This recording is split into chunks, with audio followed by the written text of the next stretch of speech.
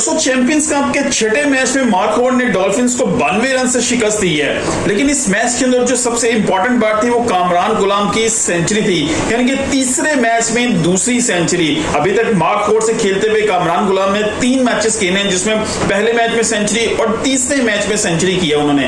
ये दोनों सेंचुरीज में उन्होंने 115 रन स्कोर किए दोनों में ओवरऑल, और इस मैच के अंदर उन्होंने 110 बॉलों में 115 रन स्कोर किए, जिसमें 12 चौके और 3 छक्के शामिल हैं। पहले मैच के अंदर भी 12 चौके 3 छक्के शामिल थे। लेकिन मसला यहां पर यह है कि सेंचुरीज तो स्कोर कर रहे हैं, लेकिन पाकिस्तान के बैट्समैन हैं वो कब इस पोजीशन पे आएंगे कि वो अपनी सेंचुरीज को 150 या 200 में कन्वर्ट करना सीखेंगे।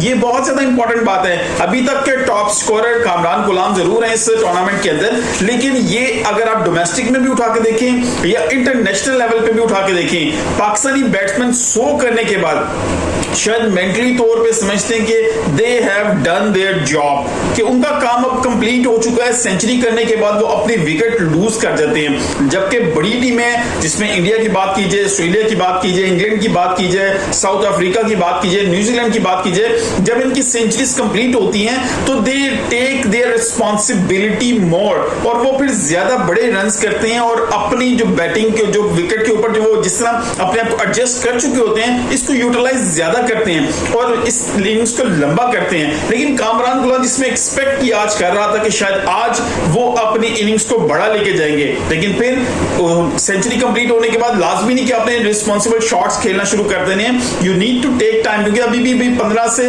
16 ओवर्स पड़े हुए थे कि वो अपनी इनिंग्स को रिबिल्ड कर सकते थे, बड़ा टोटल लेके जा सकते थे, क्योंकि विकेट्स भी मौजूद थी। लेकिन उसको यूज किस तरह करना था। अगर आपको एक ओवर के अंदर 12-15 रन करने हैं तो उसका ये मतलब नहीं हर बॉल पे आपको शॉट मारना है। आपका साथ पार्टनर भी मौजूद थे, वो भी रन कर रहे थे, तो इट मींस दैट कि पाकिस्तानी बैट्समैन इस चीज को ट्यून नहीं कर पा रहे कि अपनी सेंचुरीज को इसमें बड़ा कन्वर्ट कर सकें, 100 को 150 में या 200 में कन्वर्ट कर सके। वेल, अगर मैच की बात की जाए, 92 रन से ये मैच मार्क वुड जीता है। पहले उन्होंने बैटिंग करते हुए 284 रन स्कोर किए, जिसके जवाब में डॉल्फिन ने सिर्फ 192 रन बना के आउट हो गई, और 284 में कामरान गुलाम की जो है वो एक शानदार सेंचुरी थी। उसके साथ मोहम्मद रिजवान के 51 रन थे, सलमान अली आगा के 49 रन थे, अब्दुल समद वो इसमें इस दफा कामयाब नहीं हो सके इस मैच के अंदर। इसमें जो है फहीम अशरफ ने बड़ी जबरदस्त बॉलिंग की।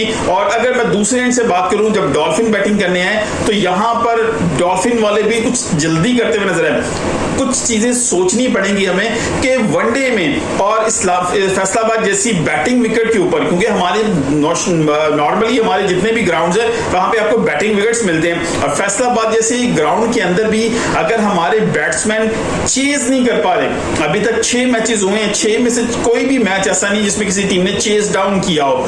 और कितनी इसमें इतनी डेप्थ है इस बात के अंदर कि हमारे बैट्समैन चेज नहीं कर पा रहे। इसका मतलब है हमारी मेंटल अप्रोच, हमारी टेक्निक और हमारा जो खेलने का स्टाइल है वो T20 के क्लोज जा चुका है। हम चीजों को जल्दी फिनिश करने की तरफ जा रहे हैं। इसी वजह से हम वनडे के अंदर और टेस्ट मैचेस के अंदर सरवाइव करते हुए नजर आ रहे हैं, स्ट्रगल करते हुए नजर आ रहे हैं। जब कैरी गिल्सन ने इस बात को जब हाईलाइट किया कि Indian batters are more better technically than Pakistani batsman, तो उसकी रीजन यही थी कि पाकिस्तान के अंदर T20 क्रिकेट को बहुत ज्यादा फरोग दिया जाता है और इसको बहुत इंपॉर्टेंट समझा जाता है कि चौका छिक्का मारना ही क्रिकेट है, इसके अलावा कोई क्रिकेट नहीं है। लेकिन अगर इंडिया की बात की, जहां पर कैरी गिल्सन कहते हैं मैंने बहुत टाइम गुजारा है, और वहां पे जो प्लेयर है जो निचले लेवल की क्रिकेट है वो वनडे और 4 डे क्रिकेट के ऊपर बहुत ज्यादा इंफसाइज किया जाता है। साउथ अफ्रीका के अंदर भी वो कह रहे थे कि T20 को बहुत ज्यादा प्रमोट किया गया all over the world. T20 से अब T10 पे आ गए हैं, तो डेफिनेटली उसका इंपैक्ट पड़ेगा पूरी दुनिया के अंदर। इसीलिए